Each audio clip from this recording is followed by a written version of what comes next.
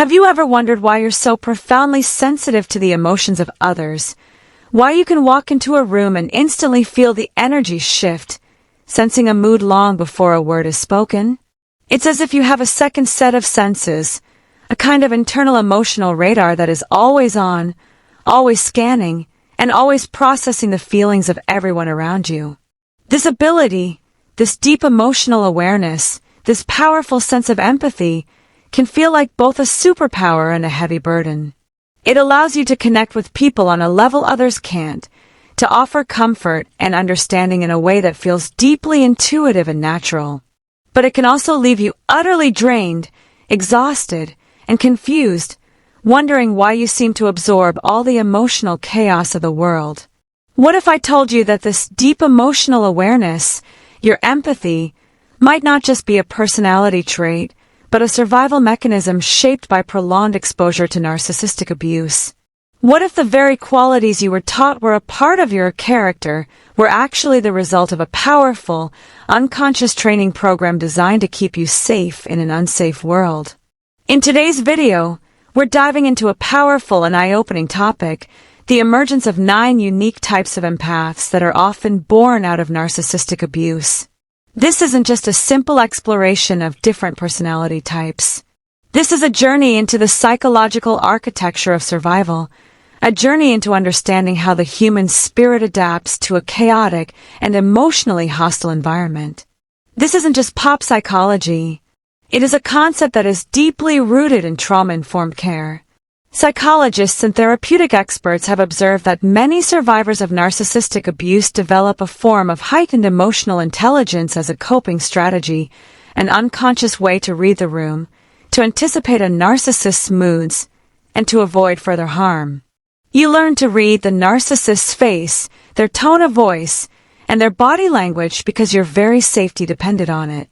This ability, this hypervigilance, became an ingrained part of who you are. But here's the thing. What once kept you safe can now leave you emotionally drained, perpetually exhausted, and vulnerable to more of the same kind of pain. The very skill you learned to survive can become a trap in a world that is not a constant threat. Your ability to read people can be exploited by others, and your deep desire to help can be used as a source of emotional supply. So, stay with me, because by the end of this video, you'll understand not just the what, but the why behind your empathic nature, and how to reclaim it as a powerful and beautiful gift, rather than a heavy and exhausting burden. Let's start with a core insight from trauma psychology that can be both terrifying and incredibly validating. Empathy can be a trauma response. When a child grows up around a narcissist, whether it's a parent, a partner, or even a sibling, they are living in a constant state of emotional warfare, a reality that feels unpredictable and dangerous. The child quickly learns how to read moods, body language, and even the tone of silence because their emotional and sometimes physical safety depends on it. They learn to become a human barometer, constantly checking the emotional atmosphere for signs of a storm. They learn to walk on eggshells, to choose their words carefully, and to anticipate the narcissist's needs and moods before they even arise. This isn't a conscious choice. It is a primal, survival-based adaptation. This hyper-awareness, over time, becomes ingrained. The nervous system becomes wired for a constant state of vigilance, scanning the environment for threats. What starts as a protective mechanism in childhood becomes a default setting in adulthood. And while this can develop into profound emotional insight, a deep and powerful ability to connect with others, it can also lead to a host of debilitating problems, including chronic people-pleasing, emotional burnout, and the unfortunate and painful pattern of attracting more narcissists. You are drawn to them because their chaotic, emotionally volatile nature is a familiar echo of your past. Your deeply ingrained desire to help, to fix, and to read their emotions makes you the perfect, and sadly, the most vulnerable, target for their manipulation. This hyperempathy, this trauma-induced ability to read people, can manifest in different ways, creating the various types of empaths we will discuss. But at its core, it is a response to a world that was never safe, and a desperate attempt to create safety where there was none.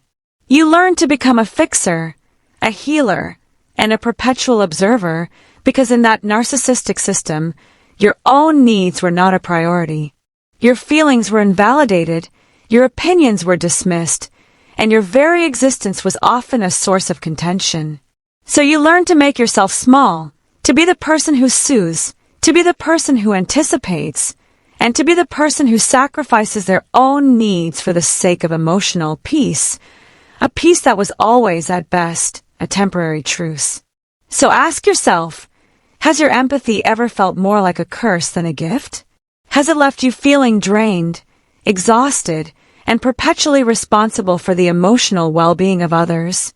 Do you find yourself unable to say no, even when you desperately want to? If so, you are not alone, and your experience is not a flaw in your character.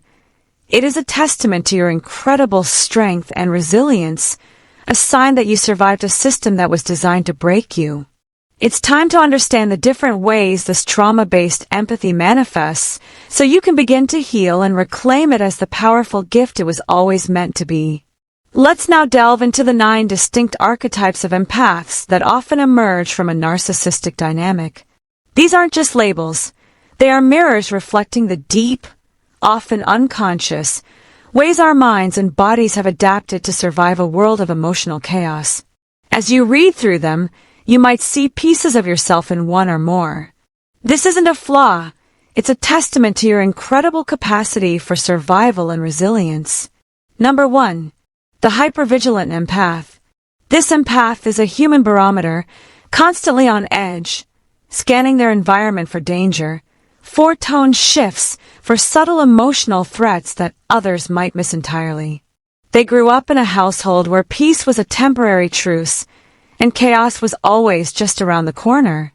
They learned to walk on eggshells, to anticipate the narcissist's next move, and to read the room with a laser-like focus because their emotional and sometimes physical safety depended on it. Now, as an adult, they can't relax even when things seem calm. A quiet moment feels like the calm before the storm, a peaceful evening feels like a trick, and a gentle tone of voice is met with suspicion. Psychologists call this hypervigilance, and it's a nervous system stuck in survival mode, a constant state of fight or flight, or more often freeze. It's a physiological response to prolonged stress and trauma, and it is a powerful force that governs your life without you even realizing it. It manifests as a feeling of perpetual tension in your body, a feeling of being unable to let your guard down, and an inability to fully enjoy moments of peace because you are always bracing for impact. This is not a personality quirk. It is a profound and debilitating trauma response. Do you find it hard to trust peace, always bracing for impact? If so, you are not flawed. You are a survivor whose body is still trying to protect you. Number 2. The fixer empath. This person feels an overwhelming, almost compulsive, need to fix others, especially broken or emotionally unavailable people. They were conditioned from a young age to believe that love, attention, and a sense of belonging were not inherent rights, but rather something that had to be earned through emotional labor. They learned that if they could just fix the narcissist, if they could just make them happy, then they would finally be safe and loved. This becomes an ingrained pattern of behavior, a belief that their value is directly proportional to their ability to solve other people's problems. But fixing others often means abandoning themselves. In their quest to make everyone else happy, they neglect their own needs, their own emotions, and their own well-being. They become so deeply invested in someone else's healing that they lose sight of their own. This is not true compassion. It is a trauma response, a desperate attempt to recreate a sense of control and safety by changing someone else. It is a powerful, self-sacrificing cycle that leaves you perpetually exhausted and perpetually unfulfilled. Have you ever been more invested in someone's healing than they were? If so, it is because you were taught that your own healing didn't matter. Number 3. The chameleon empath. The chameleon empath has an incredible ability to adapt to any environment, any personality, any energy. They can walk into a room and, within moments, become the person that others need them to be. They can be the funny friend, the wise confidant, the quiet listener, or the life of the party, all in a single day. Why? Because they had to. Their survival in a narcissistic household depended on their ability to become what the narcissist needed at any given moment. Their own identity was not allowed to exist. It was a threat to the narcissist's control. They survive by becoming a series of reflections, a collection of curated personalities, often losing their own authentic identity in the process. This leads to a profound sense of emptiness and a terrifying realization that they don't know who they are when no one else is around. They have no core sense of self because they were never given the space to develop one. They were taught that their value came from their ability to be useful to others, to be a mirror for others' needs. Ask yourself, do you know who you are when no one else is around? If not, it is because you were forced to become a chameleon, a masterful performer in a world that never valued your true self. Number 4. The overgiver empath. This empath gives until there's nothing left. They give their time, their energy, their emotional bandwidth, and their physical resources with no expectation of reciprocity. They are a perpetual source of emotional supply, a well that never runs dry. Why? Because love, in their experience, was always conditional. They were taught that the only way to receive a crumb of affection was to sacrifice their own needs, to give and give and give until they had nothing left. They confuse self-worth with self-sacrifice. They believe that their value is determined by how much they are able to give to others, and they feel immense guilt and shame when they dare to say no, or to set a boundary. Psychologists call this a fawn response, a trauma-based survival mechanism where you appease others, you sacrifice yourself, and you give excessively to avoid conflict, punishment, or abandonment. The overgiver is not giving from a place of abundance. They are giving from a place of profound and desperate fear. Do you give more than you receive and feel guilty when you stop? This is not true generosity. It is a painful and self-sacrificing pattern of behavior that must be understood and healed. Number 5. The emotionally absorbed empath. They don't just sense others' emotions, they absorb them, often mistaking them for their own. They are a human sponge, a vessel for the emotional chaos of the world. They can walk into a room and instantly feel the sadness, anger, or anxiety of the people around them, and they will carry that weight with them for hours or even days, without realizing what's theirs and what's not. This can lead to a profound state of emotional exhaustion, chronic feelings of depression, and even physical symptoms of chronic illness, because their body is constantly in a state of emotional overdrive. This is not a mystical ability. It is a profound and painful lack of emotional boundaries, a direct result of being raised in a narcissistic environment where your own emotional state was never a priority. Your emotions were dismissed, invalidated, or punished, so you learned to focus on everyone else's emotions as a way of surviving. But now, as an adult, this hyper-focus on others has left you with no sense of your own emotional landscape. Have you ever walked away from someone and felt heavy for hours? That heaviness is not yours. It is a weight that you have been conditioned to carry. Number 6. The boundary-blind empath.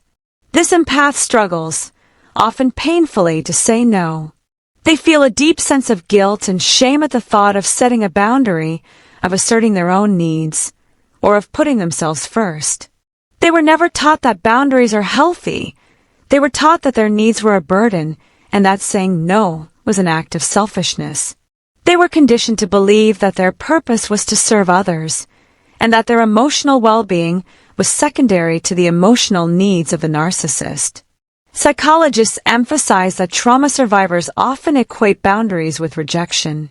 They believe that if they set a boundary, they will be rejected, punished, or abandoned. This is a powerful and insidious lie that the narcissistic system has taught them. They will let others cross their limits, invade their space, and take their energy just to avoid feeling selfish or just to avoid the imagined conflict that would come from saying no? Do you let others cross your limits just to avoid feeling selfish? If so, you are not being kind. You are being obedient to a rule that was created to control you. Number 7. The self-abandoning empath. The self-abandoning empath is deeply attuned to others, but profoundly disconnected from themselves. They can tell you how everyone else in the room feels, what their motivations are, and what their emotional needs are, but they are completely out of touch with their own emotional state. They can't tell you how they feel, what they need, or what they want, because they have spent a lifetime ignoring their own internal world. This is a common trauma pattern, because in narcissistic households, your feelings were likely ignored, dismissed, or punished. You learned, as a survival mechanism, that it was safer to be an expert on everyone else's feelings than it was to be in touch with your own. You learned that your own emotions were a source of conflict and pain, and that the best way to survive was to simply shut them down. But now, this has created a profound sense of emptiness and a terrifying feeling of being lost in a world that you are a part of. So I'll ask, when was the last time you checked in with your own emotions? This is not about being selfish. It is about reclaiming the part of yourself that was stolen from you. Number 8. The conflict avoidant empath. They'll do anything to avoid a fight, even at the cost of their own truth. They have learned, through a long and painful process, that speaking up, asserting a need, or disagreeing with the narcissist leads to punishment, stonewalling, or emotional chaos. They have been taught that their voice is a weapon that can be used to cause pain, and that the only way to maintain a sense of fragile peace is to simply keep quiet. This has created a powerful, deep-seated fear of conflict, a fear that has followed them into every aspect of their life. So they keep the peace by losing their voice. They sacrifice their own truth for the sake of others' comfort, and they silence themselves in a world that is desperately in need of their unique perspective. This is not a sign of weakness. It is a sign of a survivor who has been conditioned to believe that their voice is a threat. Do you silence yourself just to keep others calm? If so, you are not being a good person. You are being a trauma survivor, and it is time to reclaim your voice. Number 9. The intuitive empath. This one is powerful and often born from a deep, painful history of trauma. These empaths have razor-sharp intuition, a powerful inner knowing that allows them to sense lies, emotional shifts, and even unspoken intentions. Why? Because they had to learn how to decode an unsafe environment without being told anything. They learned to read between the lines, to notice the subtle cues that others miss, and to trust their gut feeling because their survival depended on it. But here's the catch. They often doubt their own inner knowing because they were gaslit into silence. The narcissist systematically and deliberately taught them that their intuition was wrong, that their gut feelings were irrational, and that they couldn't trust their own judgment. This creates a painful and confusing paradox, a powerful intuition that is constantly being undermined by a deep-seated self-doubt. Have you ever known something was off, but talked yourself out of it? If so, you are not crazy. You are a trauma survivor who has been taught to distrust the very thing that was designed to protect you. So now that you recognize yourself in these empathic patterns, now that you have a name for the confusing and often painful ways you've adapted to survive, what do you do with this awareness? The journey from survival to thriving is not about getting rid of your empathy. It's about reclaiming it, refining it, and redirecting its incredible power toward yourself. Psychologists offer this powerful truth. What once helped you survive can now help you thrive, but only when it's rooted in self-awareness, compassion, and a renewed sense of self-worth. It is about taking the beautiful and powerful gift you possess and learning how to use it as a tool for your own healing, rather than a weapon others can use against you. Here's how you begin that profound and necessary shift. Differentiate empathy from responsibility. You can care deeply without taking on someone else's pain. This is perhaps one of the most critical and difficult distinctions to make for someone who has survived narcissistic abuse. You have been conditioned to believe that someone else's pain is your problem to solve, that their sadness is your responsibility, and that their emotional chaos is something you must absorb to maintain peace. But true empathy is about feeling with someone, not feeling for them to the point of self-destruction. It is about holding space for their emotions without taking them into your own body. It is about understanding that you can be a source of comfort without being a human sponge. You are allowed to care without being responsible for their emotional state. Set boundaries without apology. Empathy without boundaries turns into self-destruction. The empath born out of narcissistic abuse has been taught that boundaries are an act of cruelty, an act of selfishness, or an act of defiance that will be met with punishment. But the truth is, boundaries are a crucial and non-negotiable act of self-love. They are not about keeping people out, they are about keeping you in. They are about protecting your precious emotional resources and ensuring that your gift of empathy is not exploited. You must learn to say no without guilt, to walk away from emotionally draining conversations, and to protect your peace as a sacred and non-negotiable part of your healing journey. You are not being selfish, you are being a survivor who is finally learning how to protect the most vulnerable part of yourself. Reconnect with your own feelings. The self-abandoning empath, the one who knows everyone else's emotions but their own, must now embark on the courageous journey of going inward. You must start asking yourself the questions you were never allowed to ask. What do I want? What do I need? How do I feel? This is a simple but profound act of rebellion against a system that taught you that your feelings were irrelevant. This can be done through simple practices like journaling, meditation, or simply taking a few moments each day to sit quietly with yourself and ask, what am I feeling right now?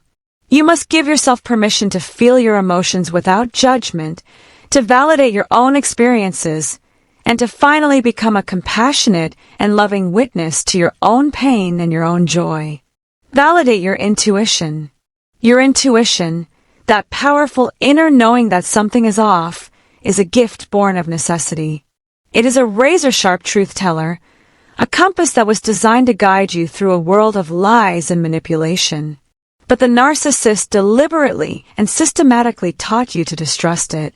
They gaslit you into believing that your gut feelings were irrational, that your perceptions were wrong, and that you couldn't trust yourself.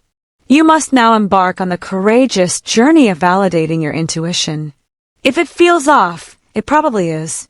You don't need permission from anyone to trust yourself, to walk away from a situation that feels wrong, or to simply say, I'm not comfortable.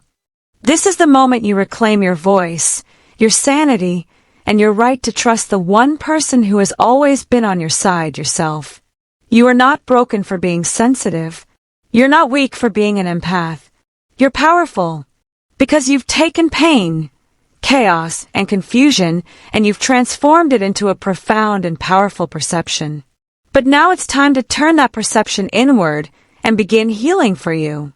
Empaths born out of narcissistic abuse are not weak, they are survivors. You have been through a war you never signed up for, and you have developed a powerful and beautiful set of tools to get through it. But survival isn't the final destination. You are not meant to simply survive, you are meant to thrive. Your empathy is a superpower, but only when it includes compassion for yourself, only when it is protected by firm boundaries, and only when it is guided by a profound sense of self-love and self-trust. If you saw yourself in any of these types, know that you're not alone, and you're not crazy. You're responding to a lifetime of emotional training that was never fair, never balanced, and never designed to serve you. Your empathy is a testament to your resilience, not a flaw in your character. Now it's time to unlearn what trauma taught you and to begin the beautiful and courageous journey of reclaiming yourself. If this video helped you feel seen, please like, share, and subscribe. Because someone out there is still trapped in confusion, and your story, your courage, and your willingness to heal might be the mirror they need to finally see themselves clearly. You're allowed to feel. You're allowed to protect your peace. And you're allowed to heal. You are so much more than what they tried to turn you into. You are a powerful, sensitive, and beautiful soul who is finally, for the first time, coming home to yourself. See you in the next video.